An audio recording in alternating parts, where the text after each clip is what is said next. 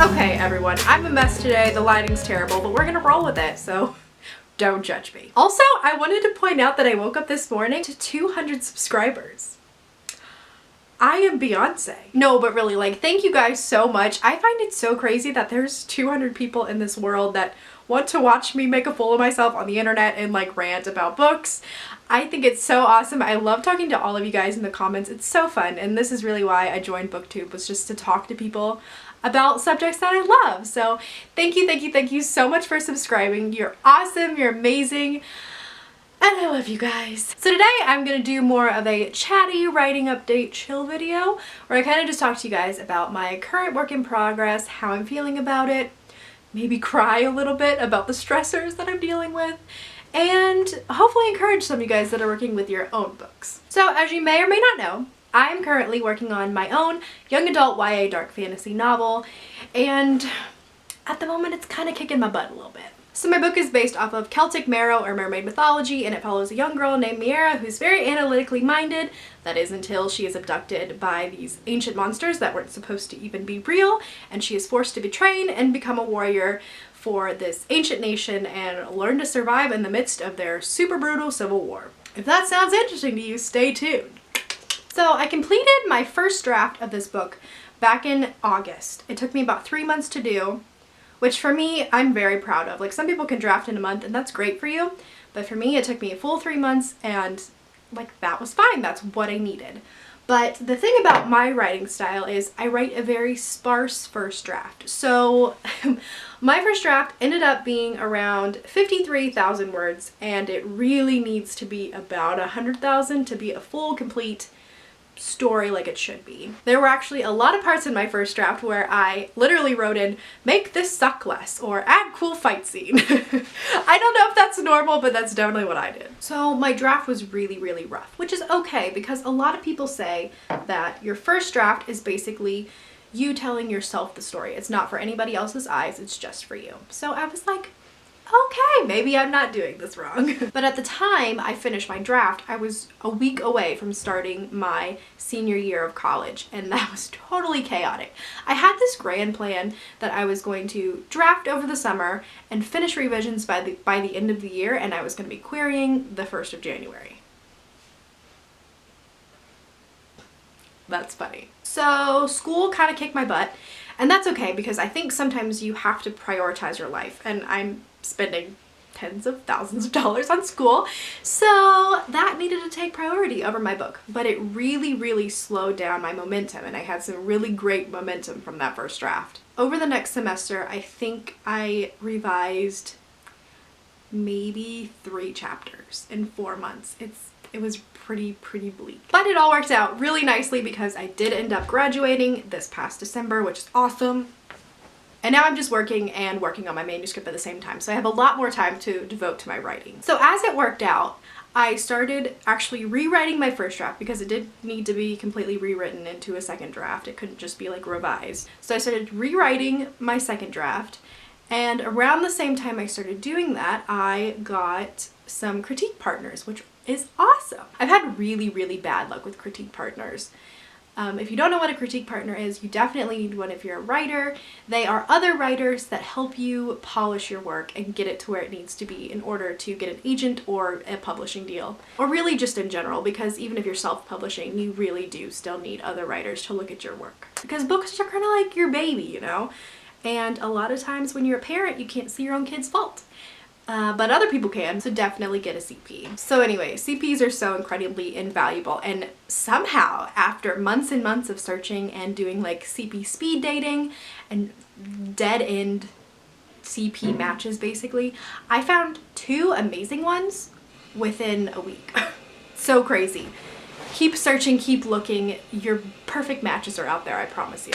So I started working with these 2 lovely women, and because I was giving them my second draft that I was rewriting, they were giving me feedback. I didn't want to just give them a straight rewrite because to me that just still felt a little bit too rough, so I was actually going over my second draft and turning it into a third draft before I gave it to them, which is kind of not something that you should do, because you need to separate your drafts and take time in between. That way you can kind of get some perspective, and I didn't do that, so I'm currently in the situation where I have my entire first draft written, half of my second draft rewritten, and half of my third draft done too. That probably isn't how you're supposed to do it, but that's just how it's happening, and I'm dealing with it. But it's fine, like it's gonna be fine. If I have to do 50 drafts to get this book to where it needs to be, then I'll do 50 drafts. It's okay. I'm not stressing.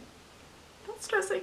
I will say I don't recommend doing it this way where you're working on multiple drafts at once, because what I'm giving my CPs, at least I think, and from what they tell me, is relatively clean. Not necessarily like grammatically, but story-wise, character stuff. Most of the feedback I'm getting is just like line edits and proofreading type feedback.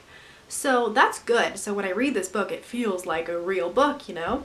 But then I go back to working on my second draft where I'm rewriting, and it's a mess. And it's really kind of disheartening because I read this first draft and I'm like, yeah, this is good. This is, you know, this is sellable. And then I go back to working on the previous draft and I'm like, oh my gosh, I have so much work to do. So yeah, don't do what I do, kids. Don't do it. I'm also a little stressed out because there's this wonderful mentorship that I really want to be a part of called Author Mentor Match. It's actually run by Alexa Dunn, who has a YouTube channel, and I will link her down below because she is absolutely amazing for writing advice, and she has a book coming out in May, Brightly Birding. Make sure you pre-order. It's essentially this mentorship where they take agented and published authors and they match them with unpublished authors so that they can kind of give them their perspective, and we can work on people like me, our books, to make them good enough to eventually query and get book deals. And if you read some of the results from these type of mentorships, they have amazing success stories and so many success stories. So I'm like all about it and I really want to get into this. But the problem is it's like 4 weeks away, the submission deadline. So I'm like, I wanted to enter the last time, but I was like, there's no way I'm entering with a first draft. And actually they tell you not to enter with a first draft. So I wasn't able to submit in the fall. So I was like, oh, I'll definitely be ready in the spring. Like, I can do this. And then we just got the Twitter update and it was like, be ready. I'm like, okay. So now I need to rush through 13 more chapters and do the second draft for those. And hopefully make them clean enough that they can be kind of like in third draft-ish form before then. I think I did the math and it was like, if I do 1.27 drafts a day, I can get this done. And by drafts, I mean like drafts of a chapter, not like full manuscript drafts, because that would not be happening. So yeah, I don't know if I'm gonna be ready by then. Actually, I probably won't be, which is pretty sad. But, you know, there's always next time, and even if I can't make it in time, I still like kind of having that deadline that even if I don't meet, I'm still pushing to get there, and it really keeps me putting, like, clocking hours in on my manuscript, which is what I really need to be doing. My overall goal, one that I've kind of amended to make more realistic, is that I want to be done with as much as I can my own personal revising by April. And then I want to send it out to beta readers and maybe start querying, hopefully at the end of summer or fall. That's the goal anyway. So these pressures that I'm putting on myself, I think, are for a good reason, and they can get me there on time and get me one step closer to getting an agent or a book deal. Who knows? Nothing is ever set in traditional publishing. I do want to say that really quickly.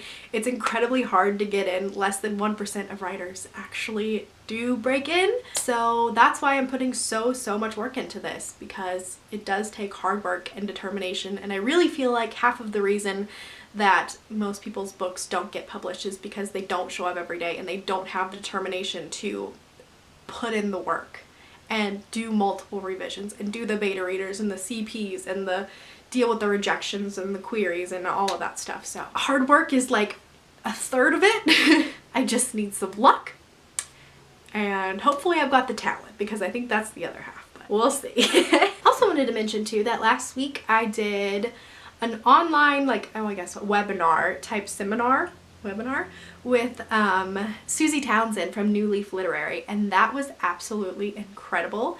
They had like 35 slots, and if you signed up and you paid a donation to Pitch Wars, I believe it was, you got basically a personalized class with her, and it was an 1.5-hour session. She was absolutely amazing. She actually went over the 1.5-hour session to answer everyone's questions. She was so sweet and it was so informative. While a lot of the information is things that you could get through research, I really feel like I got like an in-depth look at an agent's perspective, because there were a lot of things that I feel like she kind of told us that were a little bit more secretive, things that could really kind of get you to that next level for like getting an agent's attention.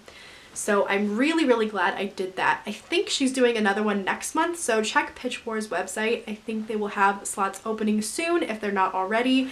I highly recommend that. It was like a $25 donation. Obviously it's going to a great cause, and you get an amazing class on it, and really kind of one-on-one time with one of the biggest name literary agencies, so definitely check that out. But alrighty guys, that's all I really have to say today. I hope you found that entertaining and not weird.